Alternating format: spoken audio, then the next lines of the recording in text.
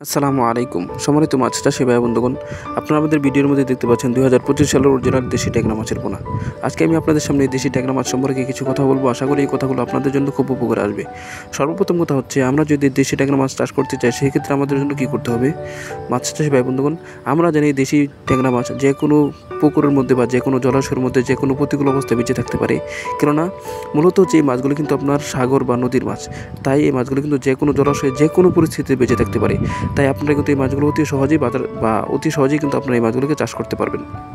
তো চাষ করার ক্ষেত্রে আমাদেরকে কী করতে হবে, তো সেক্ষেত্রে অবশ্যই আমরা এই মাছগুলো যে পুকুরের মধ্যে বা যে হাউস বা যে ডুবার মধ্যে ছাড়বো সেটাকে সুন্দরভাবে মেরামত করব। যেমন পুকুরের চতুর্পাশে যদি গাছপালা থেকে থাকে তাহলে সেগুলো কেটে দেবো।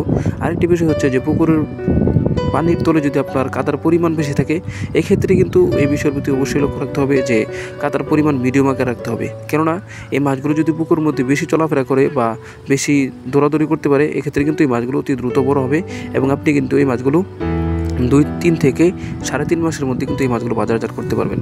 তো সেক্ষেত্রে অবশ্যই আমাদেরকে এই ব্যবস্থাপনা অবশ্যই করতে হবে। আরেকটি বিষয় হচ্ছে, যদি পুকুর এমন সম্ভব হয় যে পুকুরের এক পাশে পানির লাইন রেখে আরেক পাশ দিয়ে এমন ব্যবস্থা করব যে এক পাশ দিয়ে পানি প্রবেশ করবে, আরেক পাশ দিয়ে পানি ঢুকে যাবে, এমন ব্যবস্থা করতে পারলে আরও বেশি ভালো। কেননা এই ক্ষেত্রে দেখা যাবে যে পুকুরের মধ্যে প্রতিদিন নতুন নতুন পানি প্রবেশ করার কারণে মাছগুলো সুন্দর হচ্ছে এবং মাছগুলো খুব স্বচ্ছ হচ্ছে এবং এই মাছগুলো বাজার চাহিদাও বেশি থাকবে। তো মাছ চাষি ভাই বন্ধুগণ, আরেকটি বিষয় হচ্ছে যে এই মাছগুলোর খাবার। আমরা অনেকে দেখা যায় যে মাছগুলো পুকুরের মধ্যে চাষ করার পর দেখা যায় যে 2 মাস 3 মাস বা 4 মাস 5 মাসও রেখে দিই, মাছের স্বাস্থ্য অর্থাৎ মাছ যেই পরিমাণ ওজন হওয়া দরকার সেই পরিমাণ ওজন হয় না। তো সেই ক্ষেত্রে অবশ্যই আমাদেরকে যে কাজটি করতে হবে, সেক্ষেত্রে আমাদেরকে এই মাছগুলোকে নিয়মতান্ত্রিক খাবার দিতে হবে। যদি আপনি এই মাছগুলোকে নিয়মতান্ত্রিক খাবার দিই, অবশ্যই এই মাছগুলোর উৎপাদন ভালো হবে এবং আমরা অতি দ্রুত বাজারজাত করতে পারবো। তো এই মাছগুলোকে আমরা খাবার হিসেবে কী দিতে পারবো, আমরা এই মাছগুলোকে কিন্তু খাবার হিসেবে আপনার ভাসমান ফিড বা নার্সারি এই সমস্ত জিনিস খাবার হিসেবে দিতে পারবো। এবং এই মাছগুলো যখন আপনি যদি ভালো সাইজে চলে আসে, সেক্ষেত্রে কিন্তু আপনি মাছগুলোর স্বাস্থ্য ভালো রাখার জন্য পুকুরের মধ্যে আপনি কচুরিপানার ডিম খাবার হিসেবে রেখে দিতে পারেন। এক্ষেত্রে কিন্তু এই মাছগুলো দেখা যাবে সবসময় সাইজ সুন্দর থাকবে এবং এর সাইজও ভালো হবে এবং মাছগুলোর বাজারে চাহিদা বেশি থাকবে।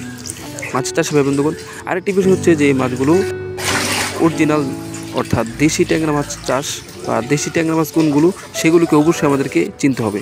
তো সেক্ষেত্রে আমাদেরকে কী করতে হবে, তো সেক্ষেত্রে আমরা এই মাছগুলো তাদের কাছ থেকে ক্রয় করে নিব, তাদের কাছ থেকে জিজ্ঞাসা করবো যে এই মাছগুলো অরিজিনাল দেশি ট্যাংরা কিনা। তো সেই ক্ষেত্রে আরেকটি বিষয় হচ্ছে, আপনি যদি দেশি ট্যাংরা মাছ কিনতে চান সেই ক্ষেত্রে যা করতে হবে, দেখতে হবে যে মাছের সমস্ত সাইজ এক সমান আছে কিনা। যদি বেশি হয় তাহলে দেখা যাবে, বড় ছোটো হয় তাহলে বোঝা যাবে যে এগুলো অরিজিনাল দেশি নয়। আর যদি সমান তালে সাইজ থাকে তাহলে কিন্তু বোঝা যাবে এগুলো অরিজিনাল দেশি ট্যাংরা মাছের পোনা। মাছ চাষি বন্ধুগণ, আপনারা আমাদের ভিডিওর মধ্যে দেখতে পাচ্ছেন 2025 সালের অরিজিনাল দেশি ট্যাংরা মাছের পোনা। এই মাছগুলো আমরা সারা বাংলাদেশে যে কোনো প্রান্তে হোম ডেলিভারি দিয়ে থাকি। আপনারা কিন্তু চাইলে এই মাছগুলো আমাদের কাছ থেকে সংগ্রহ করতে পারেন।